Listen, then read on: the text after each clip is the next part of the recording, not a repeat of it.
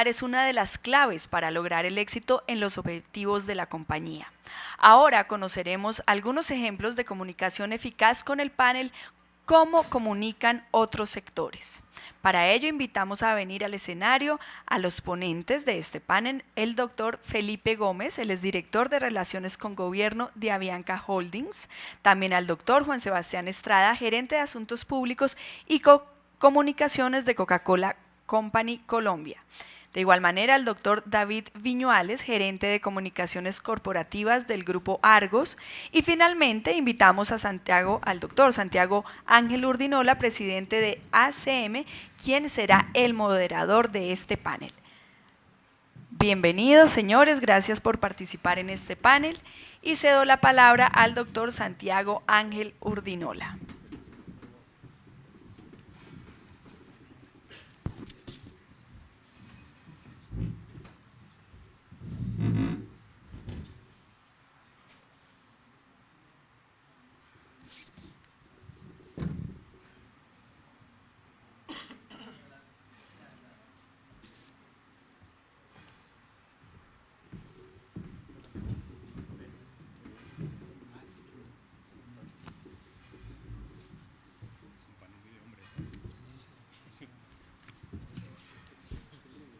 Bueno, buenas tardes a todos, muchas gracias. Primero que todo a la Andy, a Jaime por la invitación, a todos los asistentes, a los panelistas, gracias por estar hoy en este foro. Primero el primer foro que se hace en unos días muy tristes para la industria, que han seguido lo que pasó la semana pasada, se suma a lo que pasó hace 20 días y a lo que ha venido siendo una constante para la industria, y es la amenaza de sus trabajadores. Creo que Jaime lo expresas muy bien con el tema del respeto a la vida y ni uno más, y creo que parte de nuestro llamado es precisamente a que se respete a todos los empleados de esta industria que hacen su trabajo de la forma más profesional y más comprometida posible. Entonces, creo que este foro nos ayuda por lo menos a levantar el ánimo, a volver a mostrar unión y fortaleza, y creo que tenemos que seguir el camino hacia adelante. Muchas gracias a Felipe, con quien ya hemos trabajado en el pasado. No sé si ustedes saben, Felipe fue minero en épocas anteriores, trabajó en la industria unos años, lo conoce. Juan Sebastián, bienvenido. A David también, muchas gracias por acompañarnos, y creo que es muy pertinente, como lo puso Jaime, de cómo comunican otras industrias. Yo siempre, desde que me vinculé a la industria tuvo brújula minera, y creo que es de los experimentos comunicacionales o por lo menos de reputación más interesantes de poderse medir, porque antes no se medía la industria.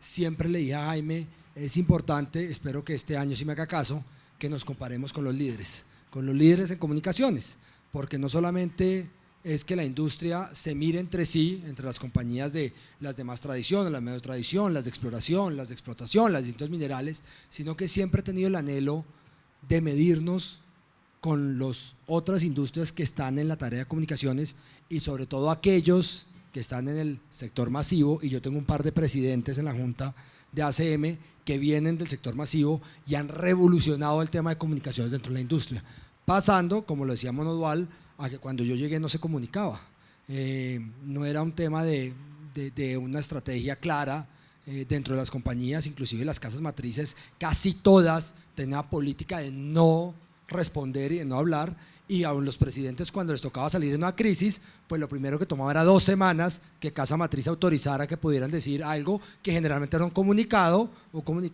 escueto, creo que no era nunca de 3 párrafos, en donde querían comunicar. Y creo que eso ha roto un poco el tabú, creo que nos han dado libertad de comunicar, y de verdad siento que las personas que están en los sectores, por lo menos de consumo masivo, más directamente vinculados con el cliente, tienen mucha más experiencias que nosotros en eso. Por lo tanto, de nuevo, bienvenidos. Yo traía unas preguntas que además creo que fortalecen las 2 presentaciones anteriores, sobre todo la de Brújula Minera y la de Monodual, para entender ustedes qué están haciendo. Creo que todas las 3 compañías que están acá sentadas han tenido retos similares a los nuestros, cada uno en sus distintas medidas o maneras, pero retos comunicacionales todos los hemos tenido y por lo tanto me gustaría mucho aprender de ustedes. Yo siempre cargo ahora en mis apuntes un gráfico de las 10 empresas con mayor reputación mundial y lo primero que me sorprendió es que no había ninguna extractiva, ¿sí?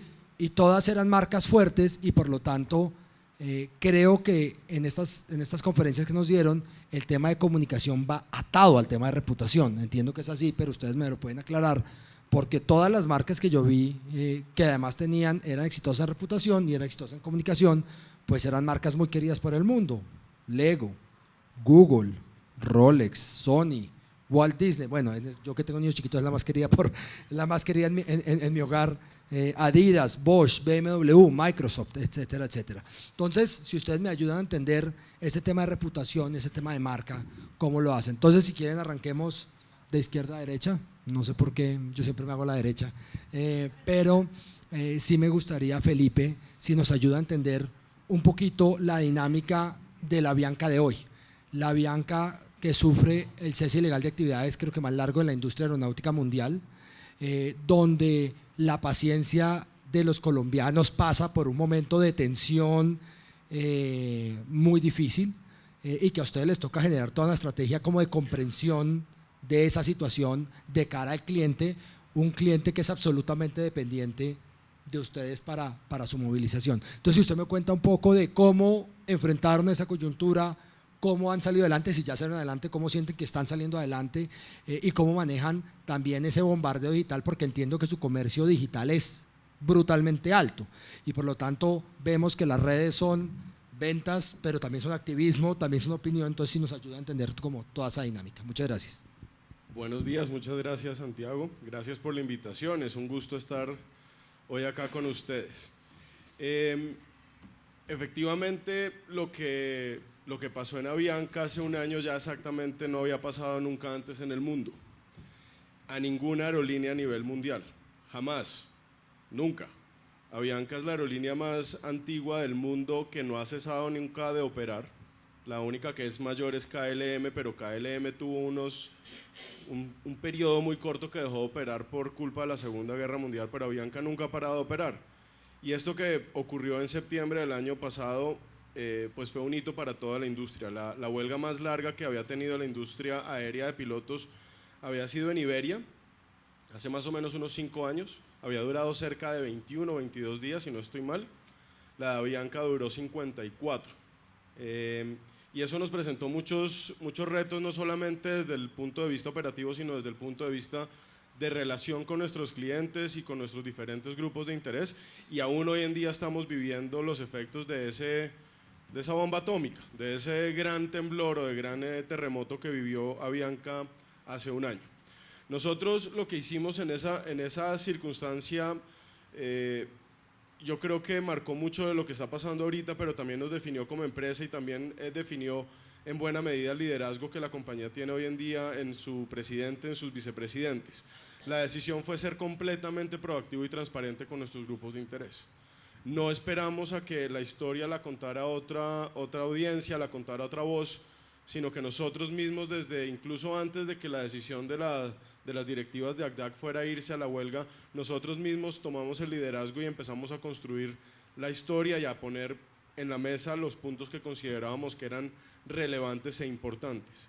También una decisión que tomamos, aparte de la transparencia y la proactividad, fue poder decirle a la gente la verdad, decirle exactamente qué era lo que iba a pasar o qué tipo de circunstancias o situaciones iban a poder enfrentar en esos días.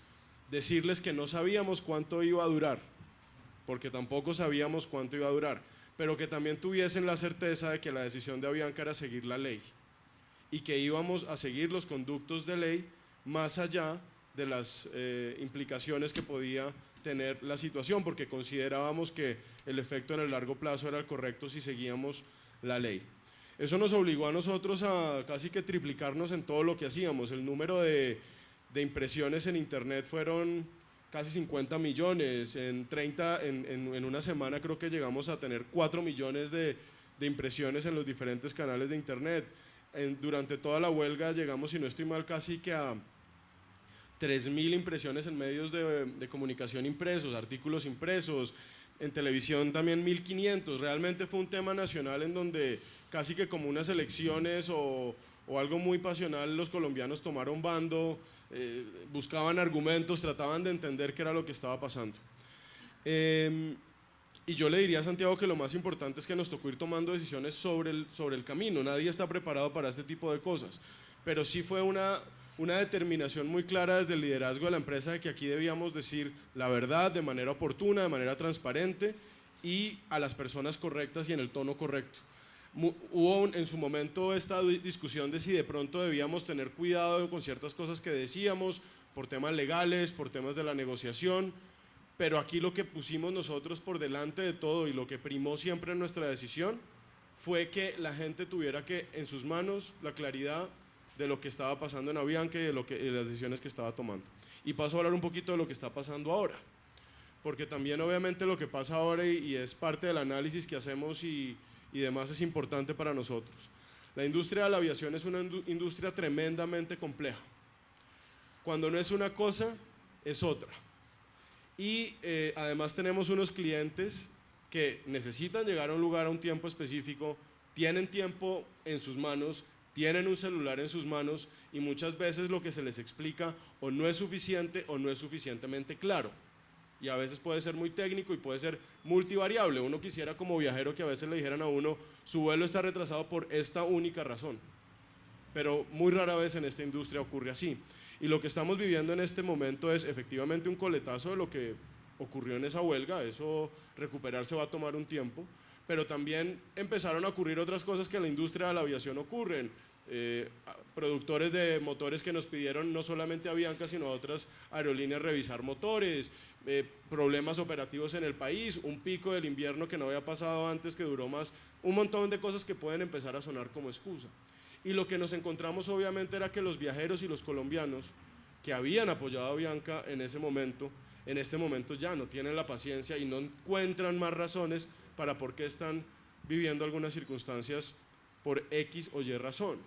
Y nosotros lo que estamos tratando de hacer en este caso específicamente es, primero, ajustar la operación. Tomamos decisiones de fondo que van a aplicarse no solamente en esta semana, sino particularmente a partir del 28 de octubre, para tratar de estabilizar la experiencia y entendiendo los cuellos de botella que tiene el sector aeronáutico colombiano, aceptándolos y actuando sobre ellos y tomando ciertos riesgos en nuestra operación, empezando más temprano. Si aquí hay personas de Barranquilla saben a lo que me refiero, van a empezar a haber vuelos más temprano, tenemos que hacer uso de la infraestructura aeronáutica de este país de una manera nueva y eso va a crear unos cambios en los hábitos seguramente de vuelo de muchas personas. También estamos tratando de reforzar la comunicación a los viajeros, tratando de explicarles qué es lo que nos está pasando y de mejorar sustancialmente la comunicación en aeropuertos y en los puntos de la verdad, que todavía tenemos muchos retos en lograrlo. Pero lo que sí nos estamos encontrando efectivamente no solamente en el plano del cliente, sino en el plano político, en el plano de la opinión, que el tema aeronáutico se está volviendo un tema que la gente quiere entender más, se está volviendo parte de su vida sustancialmente en cada casi que semana y estamos en ese esfuerzo constante en Avianca de tratar de explicar qué podemos hacer, qué no podemos hacer y hacia dónde vamos y sigue siendo un reto permanente. Felipe, gracias. Creo que el tema de contar la historia y que no nos la cuenten creo que es de los mensajes más importantes que a mí me repiten siempre que estamos en estas charlas y creo que es algo que tenemos que mejorar nosotros como industria minera.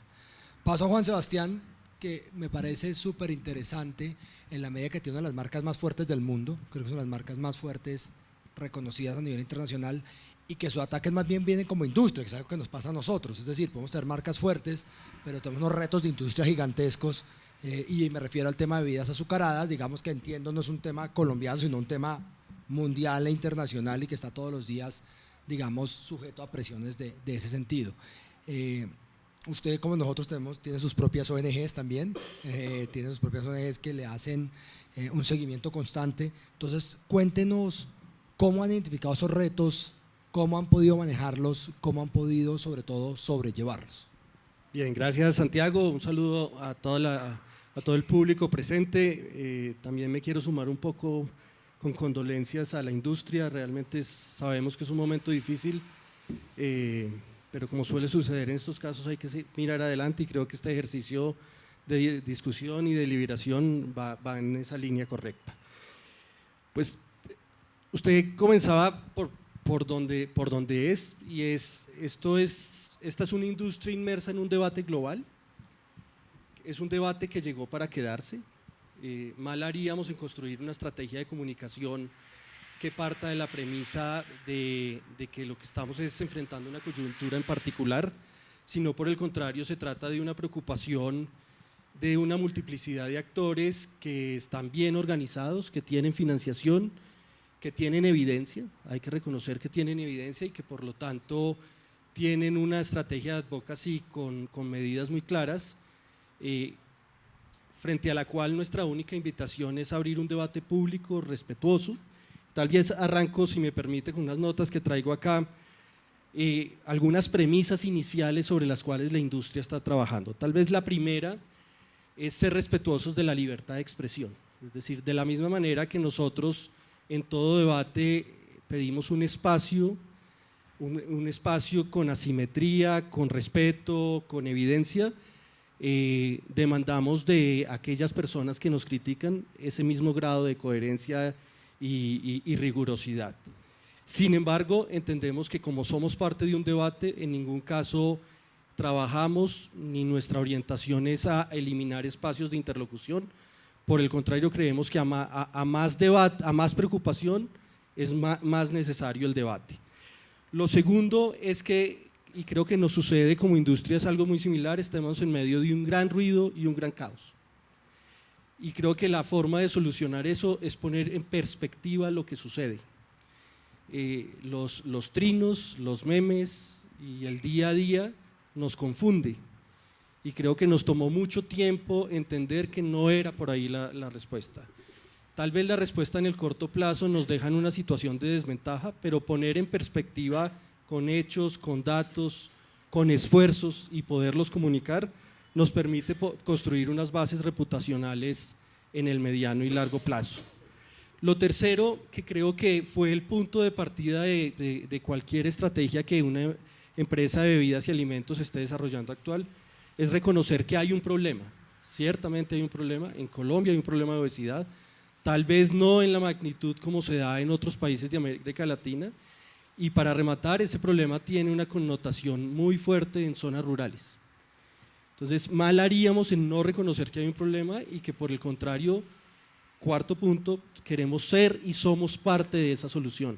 Y realmente nuestra principal solicitud a las autoridades y audiencias claves en este momento es hacernos parte de un debate del cual nos habían sacado. Realmente estábamos siendo reactivos, eran otros quienes estaban proponiendo soluciones, estaban teniendo más acogida y eso llevó a que la industria tomara decisiones desde hace 2 o 3 años importante. Ahora bien, termino con un punto de premisa inicial y es, bajo ninguna circunstancia estamos en capacidad de ceder en un punto, y es que se asuma que porque somos empresas que tenemos un interés de negocio, eso nos hace menos en el debate. Nosotros creemos en el valor social y económico de la empresa, así lo hemos transmitido en todo tipo de espacios y en ningún caso eso entra en contradicción con la preocupación firme que tenemos respecto al bienestar y la salud de nuestros consumidores. Dicho esto, un poco qué hemos venido haciendo. Lo primero, no trabajamos solos, trabajamos como industria, particularmente para una empresa como Coca-Cola que está en alrededor de 200 mercados y que vive este debate de la obesidad en cada uno de ellos, ha sido muy útil poder trabajar con la industria local y nacional. Creo que al final del día esto también tiene que ver mucho con la colombianidad del debate y ahí nos tenemos que sentir como locales. Segundo, tenemos comunicación en 3 frentes muy propios de nuestra industria. Y si me permiten hacer una analogía, realmente tenemos mejor reputación en las marcas que como corporaciones y tenemos mejor reputación en las corporaciones que en nuestra categoría. Y creo que eso terminó ocurriendo precisamente porque centramos durante muchos años la atención en las marcas y en las corporaciones, más en las marcas que en las corporaciones y más en las corporaciones que la categoría, y hoy en muchos lugares termina siendo una categoría satanizada. Ahí eso me permite un poco hablar de algo que ya les mencionaba y es poner en perspectiva. ¿Qué hay que poner en perspectiva? Que cuando se habla de bebidas azucaradas realmente se está hablando de una inexactitud porque la mayoría de los portafolios de esta industria ya cambió. En nuestro caso particular, el 67% de las marcas del sistema Coca-Cola en Colombia ya ha sido reducida o no tiene azúcar en la industria. Luego empiezan a pasar cosas que creo que para ustedes son muy comunes, es que entonces ya el problema no es el azúcar, sino los edulcorantes. Y afortunadamente hemos encontrado eco en las autoridades de decir, bueno, si para cada cosa vamos a encontrar un problema, realmente el problema no es la categoría, sino al final del día las corporaciones. Pero esa es otra discusión. Otro elemento importante es evitar respuestas coyunturales. El día que comiences a dar respuestas sobre el hoy, perdiste. Realmente nosotros estamos construyendo respuestas en el mediano y largo plazo, reconociendo cuál es nuestra responsabilidad en este debate.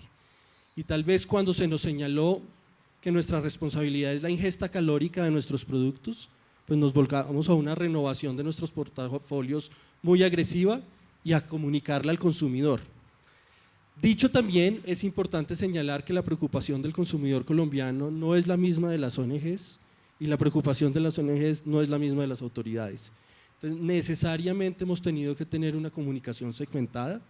Hoy en día la industria tiene, por ejemplo, una campaña digital que se llama Bebidas de tu lado, que lo que busca es dar a conocer a líderes de opinión y autoridades el avance que ha tenido la industria en 5 compromisos de autorregulación.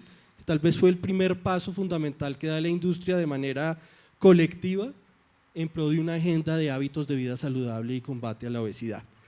Termino con 2 o 3 reflexiones. La primera, las redes no son un problema, son una oportunidad en la medida en que nos ha permitido entender en el día a día qué están pensando sobre nosotros. Y realmente se piensan muchas cosas, no es homogéneo. Es falso que todos tengan la misma preocupación, ni suceda de la misma manera por tipos de edad o por geografía. Lo segundo, y en eso la ANDI ha sido un actor fundamental, hemos implementado algo que hemos denominado un listening tour. Eso quiere decir que los gremios que nos representan se han dado la tarea de ir a hablar con los críticos de la industria, con quienes nos han recibido, otros que de pronto no nos han recibido con muy buen agrado y otros que han agradecido que los hayamos ido a buscar. Sin duda hay desconfianza, pero creemos que ese ha sido un paso inicial para avanzar. Y finalmente señalar que la responsabilidad social de estas compañías en línea del valor social y económico que mencionaba es algo que creo que en esta coyuntura hay que comunicar mucho más. Nosotros somos más que un problema mediático sobre la categoría. Somos compañías que como industria generamos 90.000 empleos en Colombia, somos compañías que trabajamos alrededor de agua, de reciclaje, de hábitos de vida saludable y paradójicamente por más músculo publicitario que puedan tener nuestros sectores, nos encontramos muchas veces que nuestra historia no la conocen. Y creería y terminaría un poco a mayor preocupación, más debate, a más debate, más comunicación. Gracias, me siento identificado con mucho de lo que dijo. Creo que nosotros no hemos intentado la comunicación segmentada, es algo que deberíamos empezar a mirar. Creo que y si estamos en el mismo ejercicio con nuestra campaña de Póngase el casco, que es parecida a la de ustedes del Listening Tour, que buscaba que la gente conociera la industria. Tenemos hoy en día más personas que han conocido Minas y en la medida que conocen la operación y conocen los estándares, le han bajado por lo menos a la discusión, porque la discusión se ha dado mucho desde el no creo, no se puede, y cuando ven, creo que eso no ha funcionado, estamos sintonizados. Y me gustó mucho, y creo que ahí le abre el campo a David, el tema de las corporaciones versus las marcas. Primero que todo, felicitarlo. Usted es el único que tiene una empresa minera en el top 5 de reputación de Merco. Ahora la pregunta es si la tiene por minera o por industria. Esa es la pregunta, si usted lo ha vendido es como minera o como industria. Más como industria, creo. Entonces, pero usted es el único que está ahí en ese top 5.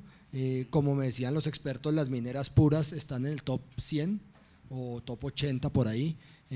Pero pues yo siento que ustedes al ser mineras de corazón pues están ahí también. Entonces, dado esa experiencia y más que es un poquito desde los retos que han asumido las otras dos industrias, usted siendo una holding de empresas que tiene 3 empresas mineras. Creo que eso Argos… Nos ponemos como Grupo Argos y a partir de Grupo Argos está Celsia, que es la filial de energía, está Cementos Argos, nuestra filial de cementos, y Odinsa, la filial de concesiones. Yo sumo Sator y agregados Argos, entonces por eso hablo de 3 empresas mineras y por lo tanto que usted nos ayude a entender cuál ha sido el éxito para comunicar y para posicionarse. En la pregunta de si es cemento o es industria ha sido parte de ese éxito o no y cómo podemos los demás llegar allá. Vale, déjame, bueno, en primer lugar muchas gracias por la invitación y también me uno al sentimiento de dolor que nos causa las noticias de la semana pasada de la pérdida de los compañeros. Yo creo que es una noticia terrible, no solo para el sector, sino para el país, ¿no? Creo que es importante que trabajemos por ahí. Déjame primero aclarar, porque yo estoy dentro de lo que es Grupo Argos, que es la holding, con lo cual no estoy dentro de cementos, nos confunden mucho, nos pasa muy a menudo, lo tenemos claro y es parte del trabajo que estamos haciendo día a día de claridad.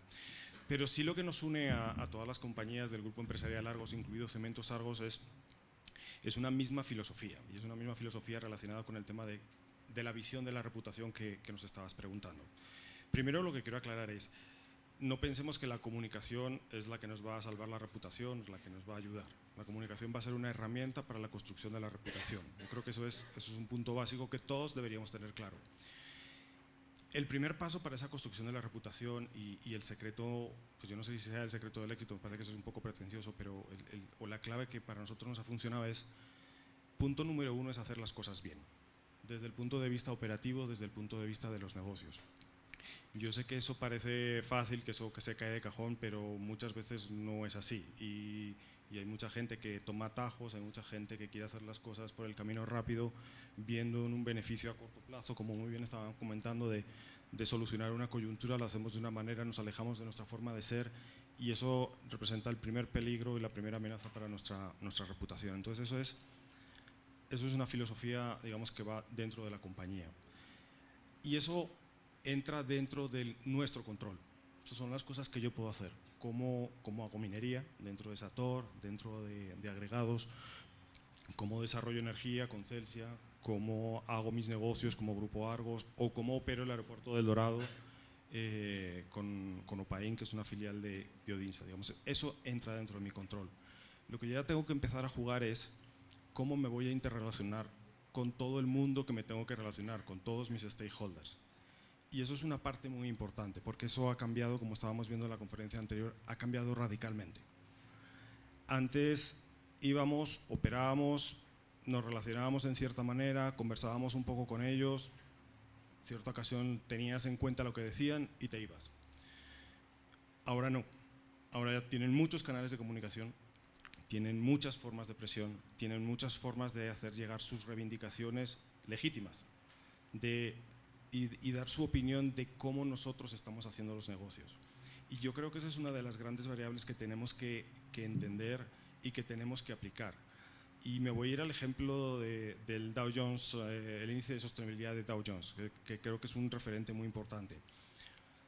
Todas las empresas que queremos estar ahí, tienen unos parámetros muy exigentes, no solo de cómo haces los negocios, sino de cómo estás interrelacionándote con todos tus públicos de interés y cómo lo que tus públicos de interés te están diciendo lo estás integrando a tu forma de operar. Y eso nos está cambiando los paradigmas de trabajo y eso, digamos, ese es un punto esencial y es el segundo punto que nos lleva a pensar es, estoy haciendo bien las cosas, estoy hablando con la gente, estoy hablando con nuestros públicos de interés, ahora tengo que dar el paso de comunicar. Tradicionalmente el sector industrial era muy tímido, dejaba que otros hablaran, dejaba que opinaran de ellos, que ocuparan los espacios. Ahora ya no pasa eso, o sea, ya hemos tomado la decisión de ser muy proactivos en la comunicación, de asumir riesgos entre comillas, porque pues los de comunicación siempre tenemos la filosofía de que es mucho más arriesgado quedarse callado y no contar que estar contando lo que estás haciendo, con un objetivo que yo creo que al final es el objetivo de todas las compañías y es construir confianza. Para nosotros esa es la clave que va a ser el secreto del éxito de la gestión de la reputación. Tú puedes hacer el mejor trabajo del mundo, pero si no logras la confianza de tus clientes, de tus proveedores, de tus comunidades, de tus colaboradores, al final todo se te va a caer, porque no van a creer en lo que están haciendo. No te van a creer el día que tú tengas una crisis, y supongo que después hablaremos del tema del cartel del cemento, de todas las acusaciones que hubo alrededor. Si nosotros no hubiéramos construido esa confianza con todos nuestros públicos de interés, al final la batalla hubiera sido la batalla de una superintendencia de negocios, de una superintendencia de comercio contra la opinión de Cementos Argos. Sin embargo, ahí lo que encontramos es que todo el trabajo que se vino realizando de relacionamiento con las comunidades, de comunicación con las comunidades, cuando digo comunidades me refiero también a clientes, a proveedores, a todos nuestros públicos, nos dieron un respaldo que sustentaron nuestra reputación frente a las acusaciones públicas y masivas que se lanzaron desde las entidades públicas y desde numerosos medios de comunicación. Entonces yo creo que a lo que decían aquí mis compañeros, yo sumaría una palabra clave en la gestión de la reputación, que es confianza, construcción de confianza. Gracias, sí, efectivamente quiero que hablemos ahora de lo del cartel del cemento en la segunda ronda, pero creo que el tema de reputación, como ustedes lo dicen, es muy importante, tener excelencia operativa precisamente para poder comunicar lo que uno hace. Voy a volver donde Felipe con un tema que me ha llamado mucho la atención, porque cuando nosotros arrancamos a mirar todas las tendencias y todo lo que se dice en la industria, los expertos en comunicación, y creo que yo he aprendido mucho de comunicación a fuerza de la crisis, pues porque ahí nos pasamos, y a fuerza de la vocería, porque además de no solamente gestionar crisis, me ha tocado ser vocero en una gran cantidad de ocasiones, y por lo tanto me ha tocado venir aprendiendo de esto.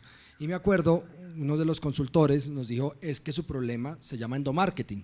Pues obviamente duré 2 meses para entender qué era el endomarketing, creo que pocos acá lo entienden, no sé, ¿cuántos saben qué es el endomarketing? Bueno, bien, 5, 6. Y entonces yo quedé igual que ustedes, entonces les dije, bueno, explíqueme eso qué es. Entonces me empezaron después de talleres, mire, al final las personas que mejor comunican sobre usted son sus propios empleados. Y entonces nos fuimos a medir y con Brújula medimos el endomarketing, y era qué pensaban nuestros empleados. Es una industria que tiene 350.000 empleados, pues tocaba medirla, no llegamos a 350.000, pero Jaime, que es experto en mirar ese tipo de estadísticas, pues hizo y miró qué están diciendo nuestros empleados y sobre todo cuál era la frecuencia de comunicación. Y ahí encontramos una serie de trabajo por hacer o de reto, para decirlo en forma pues buena y benévola. Hay mucho reto para que también nuestra gente. Ustedes ese tema interno, y no lo llamo endomarketing, sino cómo han trabajado la estrategia internamente, es decir, que esos empleados después de esto se sigan sintiendo comprometidos, sean los comunicadores, cómo manejan ese tema interno dentro de la compañía. Bueno, y además también que hoy en día ya definir qué es una crisis y qué no es difícil, ¿no? Porque a muchas empresas nos toca vivir al vaivén de las redes sociales y de muchos momentos de la verdad que uno tiene con el consumidor, y ya uno no sabe diferenciar qué es una crisis y qué no, sino que simplemente ya es un estado de estar conversando permanentemente con una cantidad de grupos de interés, entre ellos el de los empleados. En Avianca hemos tomado unas decisiones en los últimos años que yo creo que han contribuido mucho a que la empresa mejore la explicación y la relación con sus empleados en diferentes frentes. Lo primero es que estamos utilizando la tecnología al máximo. Tenemos una alianza con Microsoft, tenemos la herramienta del Office 365, hemos empezado a utilizar Yammer, tenemos conferencias por Skype, buscamos la manera más tecnológica, más rápida, más visual que nos sea posible para poder compartirle a los colaboradores lo que está pasando en el negocio, las decisiones que se están tomando y el camino por el que vamos a continuar. Por ejemplo, durante la huelga yo me atrevería a decir que fuimos muchísimo más agresivos en la comunicación interna que en la externa. Diariamente estábamos fácilmente produciendo entre 3 o 4 piezas generales y segmentadas para que las poblaciones internas pudieran saber qué estaba pasando, para que tuvieran el poder de poder transmitir los mensajes a los diferentes grupos de interés que les iban a consultar, que los iban a cuestionar, que los iban a agredir, que los iban a felicitar, lo que pudiera pasar. Y en ese ejercicio también pues tuvimos, por ejemplo, que hacer el ejercicio de hablarle a los pilotos, porque los pilotos como tal también tenían una población que estaba dividida, no todos eran sindicalizados, pero era una población que en ese momento necesitaba mucha línea de lo que estaba pasando. tenemos un portal específicamente para ellos, hicimos conversatorios, tratamos de llevar la transparencia al máximo. En términos generales, lo que también uno ve y lo que vive en Avianca permanentemente en términos de lo que es el endomarketing o la comunicación interna y demás, son esfuerzos muy grandes de lograr niveles de comunicación desde el líder muy transparentes. Entonces, momento en el que Avianca tiene que transmitir resultados al mercado ese mismo día, el presidente de la compañía hace una reunión por Skype con todos los directivos, les cuenta resultados, preguntas, temas relevantes, que yo siento que eso nos empodera a todos para poder realmente entender que las cosas que se pueden decir son las que se pueden decir, qué está pasando y hacia dónde vamos. Pero sobre todo en este momento yo diría que tenemos un reto muy grande de poder reflejar en el servicio que estamos dando en los aeropuertos, en los aviones, en las salas VIP y en las salas espera, la visión de Avianca hacia dónde queremos llegar. La compañía hace 2 años y medio, más o menos 2 años, tomó la decisión que toman muchas empresas de volverse céntrica en el consumidor, de volver al consumidor su eje de decisiones. Y eso lo dicen muchas compañías, pero llegar a ese punto es muy difícil y vivir esa decisión es muy complicado. Pero estamos haciendo cosas como por ejemplo que en Avianca no existían y es invirtiendo también en tecnología para conocer mejor al consumidor, en un sistema de CRM muy robusto, para darle más herramientas a nuestros empleados en las interacciones que tienen con los viajeros. Y queremos en el corto plazo poder llegar a decirle a cada viajero frecuente de Avianca: yo sí sé quién es usted, sé qué le gusta, sé en qué momento vuela, sé qué temas le preocupan, sé dónde encontrarlo cuando tengo algún problema, bien sea Avianca o el aeropuerto o la pista o el tiempo, para poderle contar con suficiente tiempo de anticipación y que usted pueda ajustar sus planes. Estamos tratando realmente de utilizar la tecnología como un camino para empoderar a nuestros empleados en su posición ante los usuarios, en el momento del servicio y para poder ser consistente en las cosas que nosotros vivimos desde la operación y en el servicio que entregamos. Y una última reflexión también, oyendo a mis compañeros, a Juan Sebastián y a David, es el valor de la consistencia. Digamos, yo creo que la confianza es un resultado de cuando uno es consistente, tanto en la comunicación publicitaria, como en la comunicación ya un poco más institucional, como en las interacciones de servicio, como en el producto que uno mismo vende y la sensación que el usuario tiene cuando interactúa con la marca, porque finalmente somos seres humanos, estamos todo el tiempo tratando de reducir la complejidad de lo que vivimos y de codificar códigos que tenemos y de sentir que si lo que nos está pasando es consistente. Y yo creo que la reputación finalmente termina siendo un ejercicio de si lo que tú me das es lo que yo espero de ti, lo que voy a esperar que me des después y lo que me has dado antes. Es un tema de consistencia y de interacción plena que deriva en confianza, que no me vas a sorprender, no me vas a engañar, no me vas a traicionar y si te equivocas me lo vas a decir. Muchas gracias, creo que es un muy buen consejo y estamos tomando nota del tema de utilizar más la tecnología para llegar a nuestros grupos de interés. Tengo que confesar que con el Yammer me siento igual que con el endomarketing. No tengo ni idea qué es, pero seguro acá alguien después me explicará qué es Yammer eso. es como un Facebook interno. Ah, bueno, entonces Y la verdad es que es una plataforma bien interesante. Yo también era incrédulo y es bien interesante. Entonces para que probemos, acá ya está la brecha generacional con muchas otras personas. Segunda, Juan Sebastián, esto también es una recomendación que nos sirve mucho a nosotros. Hemos debatido internamente lo de los códigos de autorregulación y a riesgo de que Nasli me regañe, yo tuve una diferencia con un medio muy importante la semana pasada y la antepasada, porque el tipo me contestó una carta que le mandé diciéndome: es que sus estudios no me sirven, yo a usted no le creo, ni me sirven sus asesores porque son pagados por usted, así sean las grandes marcas de asesoría. El tipo decía: no me importa que sea tal marca de asesoría porque es pagado por usted y por lo tanto para mí no tiene ninguna credibilidad. No voy a decir cuál es Nasli por el bien del futuro de la industria y la pelea con los medios, no voy a decir qué medio es, pero teníamos ese debate. Y vuelve el mismo de los códigos de autorregulación, es decir, eso sí es creíble, a ustedes les ha funcionado, porque si este es el debate de nada de lo que venga de usted me sirve porque no le creo, porque no tengo, usted no tiene credibilidad, consistencia, reputación, sí vale la pena como industria que nosotros metamos en eso, sí genera credibilidad. ¿Cuál es el riesgo que no cumplamos? Es decir, el doble riesgo de una autorregulación que es violada por nosotros mismos. Explícanos un poquito más de los códigos, que es un debate que hemos tenido muy interesante al interior del gremio. Gracias por la pregunta. Bueno, un poco para que lo veamos en perspectiva, en Colombia tenemos una ley de obesidad de finales del 2009, 2008, no recuerdo, si no recuerdo mal. Desde ahí hay un debate que empieza a ser creciente y tal vez su pico más alto es el 2016 con una propuesta de un impuesto a bebidas azucaradas. Pero previamente de eso sucedieron cosas. Lo primero, y lo conecto con lo que había dicho, es el reconocimiento de que hay un problema. Es decir, yo no me autorregulo si no tengo por qué hacerlo. Y efectivamente hay un problema de obesidad. Lo segundo es poder entender que al ser un problema multifactorial, para resolver la obesidad le corresponde a muchos actores, entre ellos a la industria, hacer lo que le corresponde. Y la respuesta inicial que adoptamos en ese reconocimiento de lo que nos correspondía era invitar al gobierno a un diálogo para encontrar medidas y procedimientos comunes entre autoridad e industria. En su momento eso no fue posible. Y ahí es cuando llegamos a la autorregulación. Como efectivamente acá hay un problema y hay que hacer algo, el aporte a esta agenda de soluciones de esta industria pasaba por adelantar 5 cosas. Muy rápidamente. La primera, innovación en el portafolio.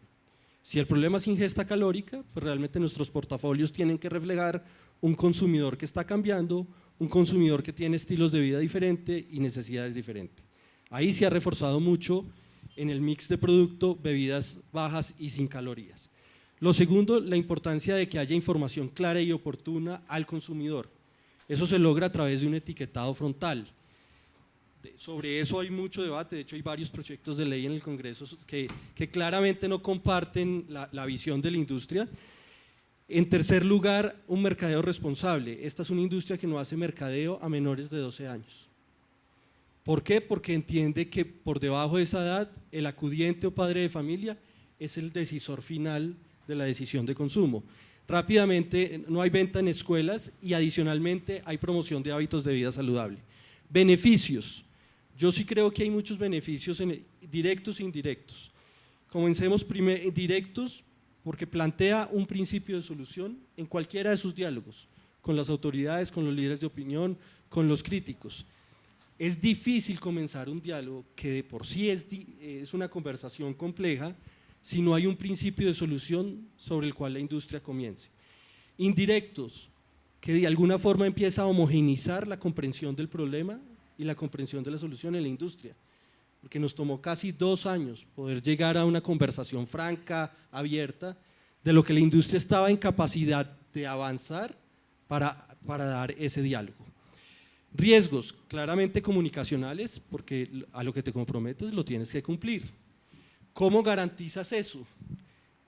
Es un proceso en evolución, hemos pasado por firmas auditoras, hemos pasado por informes propios, hemos pasado por ejercicios que hemos hecho directamente con las autoridades. De hecho, cuando hicimos el anuncio de los compromisos de autorregulación, creo que tal vez la parte más importante fue la presencia del mismo ministro de Salud de entonces, acompañándonos en ese ejercicio, y recuerdo bien que su única solicitud a la industria es: necesito que año a año hagan una rendición de cuentas pública y al ministerio sobre lo que van avanzando. Y en ese caso hemos sido abiertos en compartir las dificultades que hemos tenido. No en todos los casos ha sido fácil cumplir, a pesar de todo el compromiso, particularmente en un elemento particular, y lo hemos reconocido, hemos compartido las dificultades, y va un poco en la línea de como tú terminabas, y es reconocer que hay un firme compromiso, que es un proceso gradual, que no porque sea gradual no está exento de errores, pero que la visión hacia adelante es muy clara. Y terminaría diciendo esto: nosotros no nos oponemos a la regulación, y así se lo hemos manifestado a la nueva administración del gobierno. Por el contrario, creemos que para la regulación que venga, la autorregulación es una base muy importante de diálogo, sobre la cual estamos completamente abiertos a entender otras lecciones, buenas prácticas internacionales, evidencia sobre eso. Pero no haber allanado el camino de los últimos 3 años estaríamos básicamente en una posición desventajosa en cualquier comunicación orientada a una regulación futura. Gracias, creo entonces la respuesta es sí. Nosotros seguimos analizando y revisando de las bondades de ese esquema, pero seguramente entrará en la agenda de este o del otro año. David, yo creo que nos queda esta pregunta, después pasamos a las del público que me pidieron, no sé si existan del público. No hemos recibido, ok. Entonces nos quedan un par de minutos. Creo que lo puso sobre la mesa, lo del cartel del cemento. Que no fue cartel, ¿no? Exactamente, pero eso se lo vale la pena la claridad. Para que usted lo explique. ¿Cuál fue el daño reputacional y cómo sobrellevar el mismo? Un tema tan mediático, un tema que fue utilizado de forma muy directa por las autoridades. ¿Cómo ustedes reciben ese golpe? ¿Cómo lo superan? El tema de confianza ya lo hablaste un poco. ¿Y cuál ha sido la diferencia de este caso con los otros casos donde el consumidor ha sido menos tolerante y menos paciente?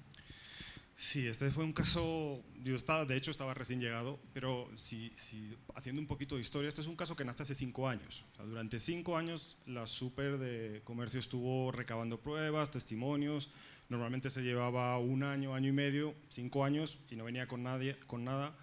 Y un mes antes de que prescribiera el caso, hace el primer anuncio y nos da 30 días de respuesta.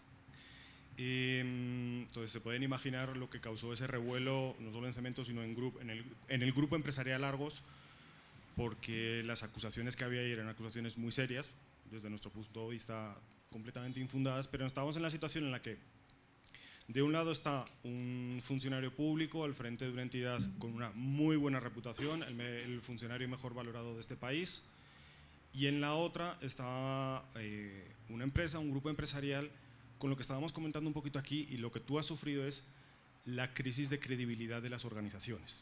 O sea, es cómo vamos a hacer para poder balancear este desequilibrio tan grande que aparentemente hay. Y decidimos, digamos, agarrar el toro por los cuernos. O sea, los primeros 30 días en los que teníamos esa respuesta, empezamos a analizar. Primero analizamos todo lo que aparecía en el estudio. Encargamos un estudio independiente que, digamos, muy poderoso, en el que desvirtuaba prácticamente todos los argumentos que sostenía la Súper, que pues, obviamente después no los tuvo en cuenta, pero eso es otro cantar. Pero sí nos dejaba con la tranquilidad de ustedes han hecho las cosas bien. Y eso para nosotros era muy importante, porque uno es tener la confianza de que hemos hecho las cosas bien, y otro es que un tercero también te diga, no, tranquilos, que usted ha hecho las cosas bien. Entonces, ¿cuál fue la estrategia de comunicación y de relacionamiento que afrontamos para gestionar esta situación y para proteger nuestra reputación? Que yo creo que al final yo creo que incluso salió fortalecida. Primero es tener en cuenta lo que hablábamos antes, toda la cosecha de confianza que nosotros habíamos venido acumulando de todos nuestros públicos, incluyendo los colaboradores. Lo segundo es decir, ¿quién es nuestro principal vocero? Somos 12.000 empleados en el grupo empresarial Argos. Son 12.000 personas que pueden hablar bien de lo bien que hacen las cosas el grupo empresarial Argos. Sobre todo porque además en este caso había acusadas personas individuales, personas naturales, que además eran personas de una tacha impecable dentro de la compañía y con mucha historia y muy queridas. Entonces hubo una primera comunicación interna muy fuerte, quizá no tan fuerte como la que vosotros teníais, pero sí muy clara, con unos direccionamientos muy claros. Eso inmediatamente conseguimos en menos de una semana tener 12.000 voceros en la calle defendiendo a la compañía. Desde el punto de vista externo, ¿cuál fue la segunda? Nos fuimos en 2 líneas. Una es la parte mediática, que es una parte que tú puedes controlar un poquito menos. Entonces, ¿qué dijimos? No vamos a esperar a que la Súper salga con su rueda de prensa. Nosotros vamos a salir con información relevante, decir, ya estamos notificados, ya sabemos que estamos notificados y no estamos de acuerdo por esto y por esto. Es decir, antes de que la Súper saliera a hablar, nosotros ya teníamos puestos nuestros argumentos en la calle. Eso lo acompañamos con otra cuestión, y es también, pues ahí ya depende de las estrategias que cada uno quiera dirigir. Hay muchos medios con intereses particulares, con líneas editoriales muy diferentes, algunos que te creen, otros que no te creen. Vamos a tener videos públicos del presidente de la compañía, de Juan Esteban Calle, y los vamos a subir a YouTube, no para el medio de comunicaciones, para que todo el mundo los pueda ver. Esos videos actualmente ya tienen más de 150.000 vistas. O sea, todos los medios de comunicación se cogieron de ahí, y del público se cogió de ahí. O sea, porque todo al final decían, espera un momento, es que no me está hablando un papel, es que no estoy viendo al presidente de la compañía contarme sus argumentos.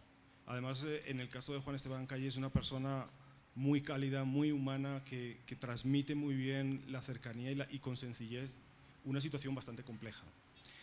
Nos vamos por ese lado de los medios de comunicación, de esa forma lo estuvimos manejando. Por el otro lado, nos fuimos bueno, ¿cómo capitalizamos toda esta confianza que nosotros hemos venido cosechando durante tantos años? Y lanzamos la campaña Creo en la Luz Verde. Creo en la Luz Verde, lo que al final quería decir es, estamos en la opinión de la empresa contra la Super, queremos demostrarle a la Super y a todas las personas que lo quieran escuchar, que son miles, millones de personas las que sí están creyendo en la empresa y en la que toda la historia de relacionamientos con ellos nos van a avalar el trabajo que nosotros hemos hecho. Empezamos a hablar, los invitábamos, pero no, a nadie se lo obligaba, con ferreteros, distribuidores, clientes, comunidades, líderes de opinión. O sea, al final cosechamos 1000 videos de personas, entre colaboradores y externos, pero más eran personas externas. 1000 videos que además lo bonito es que conseguimos personas, testimonios de todos los departamentos del país. No solamente de Antioquia, no solamente de la zona andina, no, de todos los departamentos del país. Tuvimos una comunicación digital muy fuerte porque sabíamos que el medio será muy complicado. Entonces, medios hay en sitios en los que te dan más espacio, que te dan menos espacio, interpretan tus palabras, te las contraponen de una forma y al final lo que queríamos era tener esa comunicación directa. Para nosotros las redes digitales no era estar por estar, es la mejor manera de llegar directamente con nuestro mensaje a las personas que nos quisieran escuchar. Tampoco podíamos obligar a nadie, pero a las personas que nos quisieran escuchar, ahí estaba todo lo que teníamos para decir. Finalmente terminó el proceso, la Super sacó su decisión final, nosotros ya hemos apelado a esa decisión final. Se dio la circunstancia de que justo en ese proceso estábamos haciendo un estudio de reputación para Grupo Argos y obviamente estábamos mirando también las diferentes empresas y lo que vimos es que estando en mitad de la polémica el impacto reputacional fue mínimo. O sea, la gente ponía, sí he escuchado las noticias pero sigo confiando en la empresa, sigue teniendo el mismo nivel de reputación y de credibilidad que ha tenido para mí siempre. Entonces eso lo que nos vino a demostrar es que cuando haces las cosas bien y cuando durante mucho tiempo relacionándote con las personas, involucrando, construyendo esa confianza y esa credibilidad de una manera consistente, como muy bien decía Felipe, al final eso lo puedes utilizar en los momentos de crisis. Si eso no lo haces antes, no puedes esperar que toda esa gente te apoye en los momentos en los que son difíciles. Gracias. Creo que nos queda otra lección y es cómo utilizar las redes, no para recibir, sino para dar información. Y el tema de la vocería, que ustedes dos creo que lo mencionaron, el tema de tener unos voceros fuertes, cálidos, humanos, creo que nos toca seguir trabajando a todos en eso, es muy importante.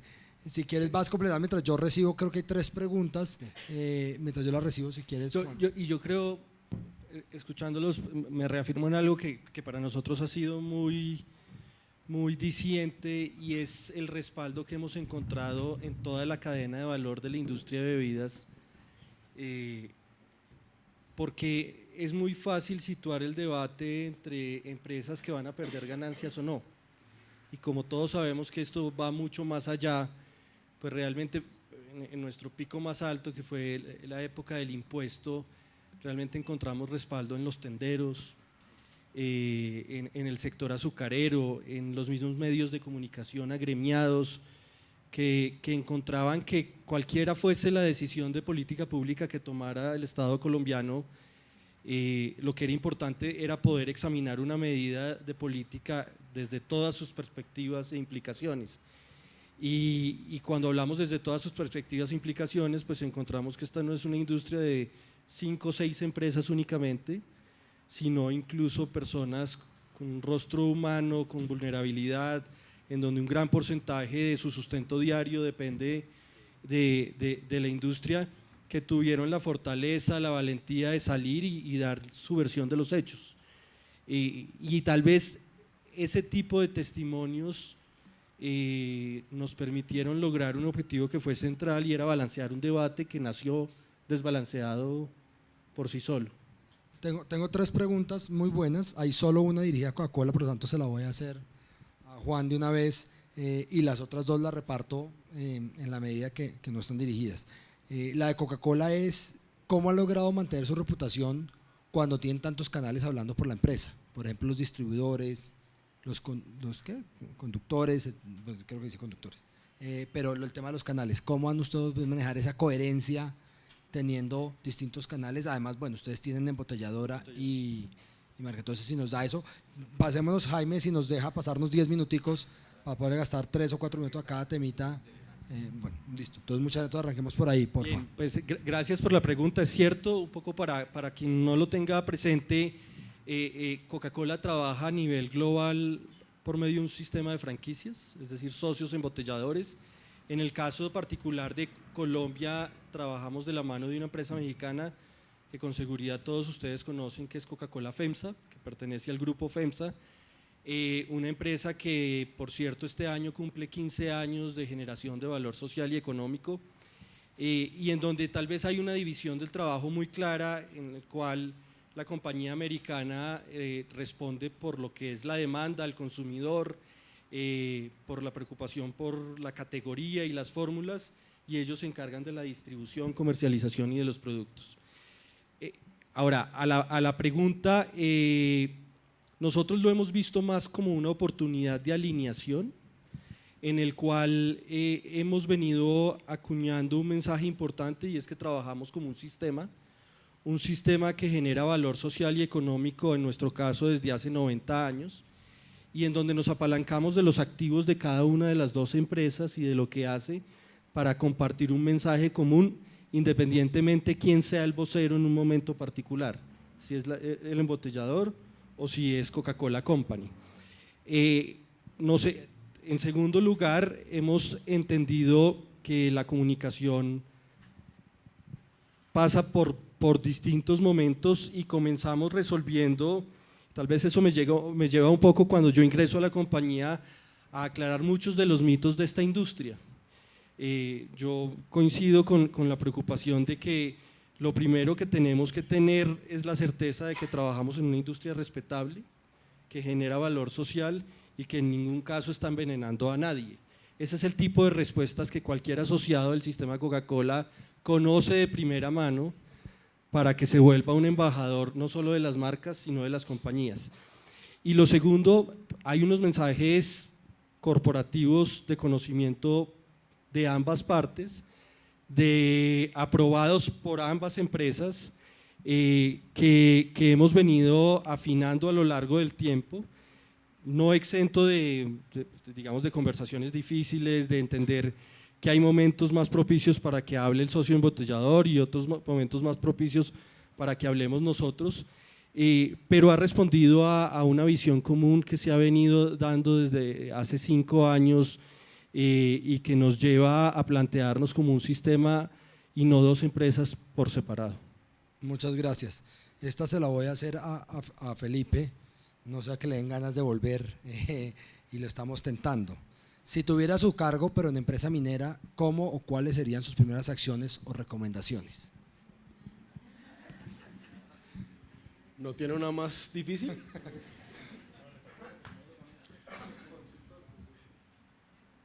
No, yo, digamos, sí me toca echar mano un poco de lo que fue mi experiencia, aunque yo trabajé en una empresa que también tenía producto final y tenía puntos de venta, pero que obviamente lo hacía, o su producto lo hacía a partir de la minería, que es el Grupo Alfa. Y obviamente las complejidades ahí eran diversas.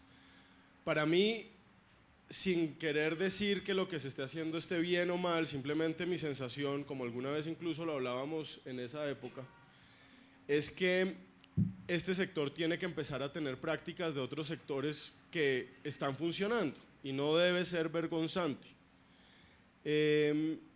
Y que además también tiene que lograr una narrativa muchísimo más unificada de cuál es la proyección del sector como tal en el sistema económico. Yo sé que ustedes lo han hecho, sé perfectamente y conozco la campaña de lo que están hechas las cosas y demás, pero creo que no hay necesariamente, o mejor, se puede fortalecer más el aspecto de la experiencia. No olvidar que estamos hablando con seres humanos, y básicamente los seres humanos nos movemos por cosas que al final del día son muy sencillas, y creo que las marcas que usted al principio del panel mencionaba que finalmente son marcas que venden productos muy llamativos, pero además que están asociados a cosas muy positivas, que en las aerolíneas tenemos ese reto, pues porque también vendemos cosas muy positivas, pero tenemos al cliente en un momento de tensión, de a veces sustos, tiempos y demás complejo.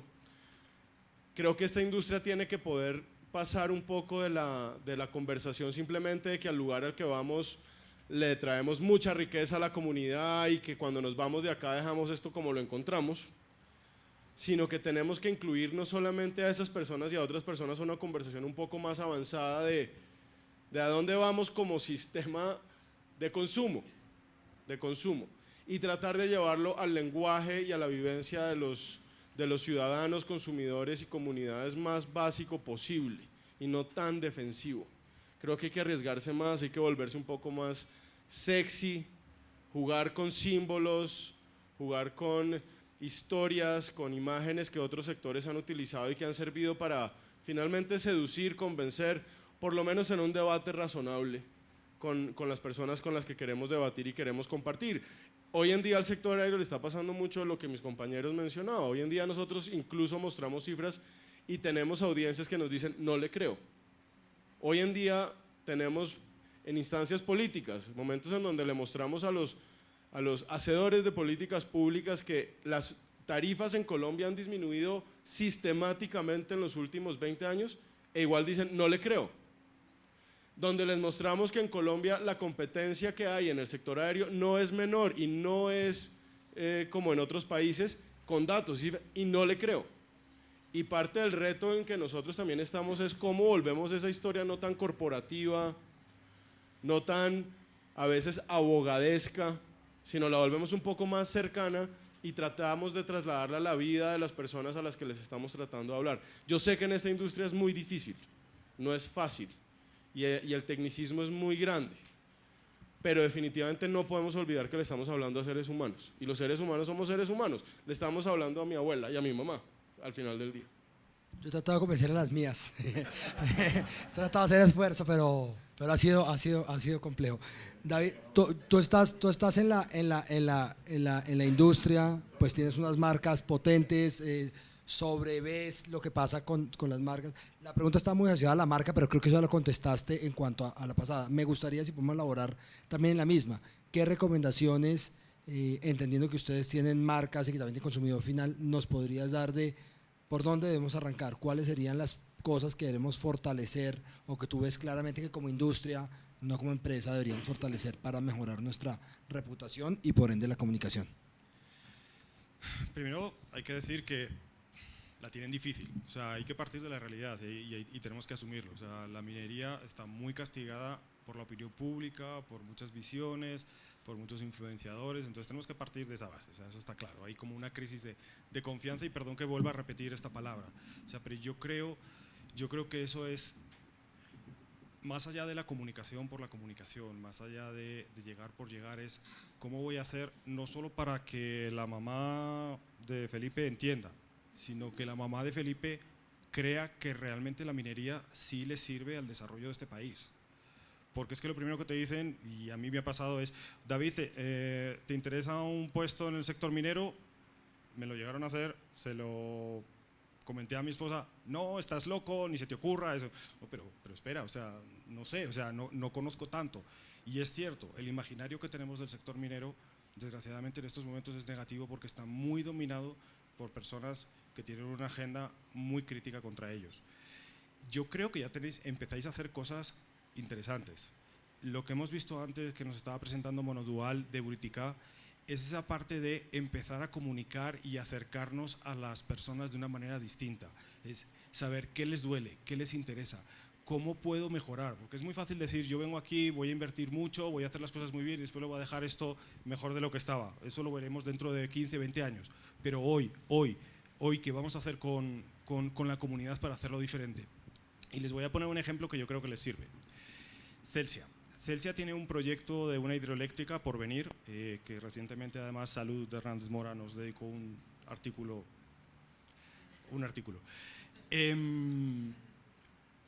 Todavía nos ha puesto la primera piedra. Llevamos trabajando con la comunidad 6 años. 6 años en lo que todo lo que se está invirtiendo es a fondo perdido, entre comillas. O sea, no sabemos si finalmente el proyecto se va a hacer o no se va a hacer, pero ya estamos conociendo a los líderes, estamos trabajando con ellos, estamos trabajando con las comunidades, estamos invirtiendo en infraestructura educativa, estamos invirtiendo en puestos de salud, en jornadas de salud, en ayudarles a desarrollo productivo, en protección de la conservación de los bosques que en estos momentos están amenazados por la tala ilegal.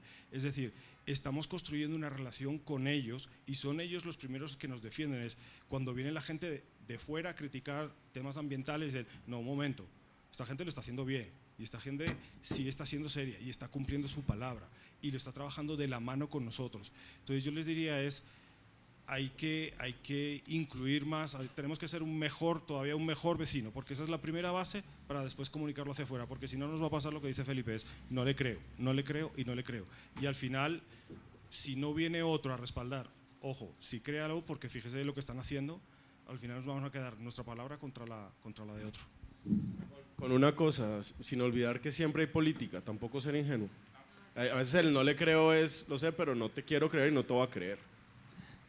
Nos acabó el tiempo, desafortunadamente. Quiero agradecer a Felipe, a Juan Sebastián, a David, de verdad ha sido muy interesante, muy enriquecedor. Gracias por sus consejos y gracias por ayudarnos a entender mejor este mundo de la comunicación y la reputación. Un aplauso, por favor.